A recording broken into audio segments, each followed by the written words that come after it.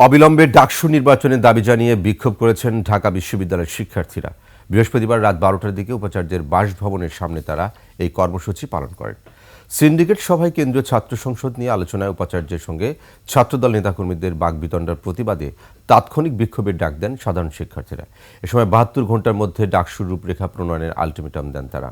শিক্ষার্থীরা বলেন, যারা ডাকসু বন্ধের চেষ্টা করছে তাদের বিরুদ্ধে কঠোর পদক্ষেপ নিতে হবে। বিশ্ববিদ্যালয়ের হলে আর কখনো গেস্ট রুম ও গণরুম সংস্কৃতি চালু করতে দেওয়া হবে না বলেও জানান তারা।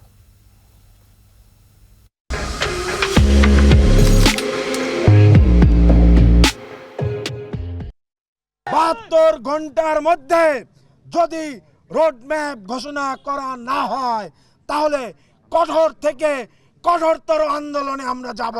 কর্তৃত্ববাদী পলিটিক্সের বিরোধিতা করে, প্রোটোকল পলিটিক্সের বিরোধিতা করে, চাঁদাবাজি, টেম্পোস্ট্যান্ডবাজি, কবরস্থানে চাঁদাবাজির বিরোধিতা করে। ঢাবির শিক্ষার্থীরা খুব ভালো মতোই জানে কিভাবে সেটা আলমকে রুখে দিতে হয়।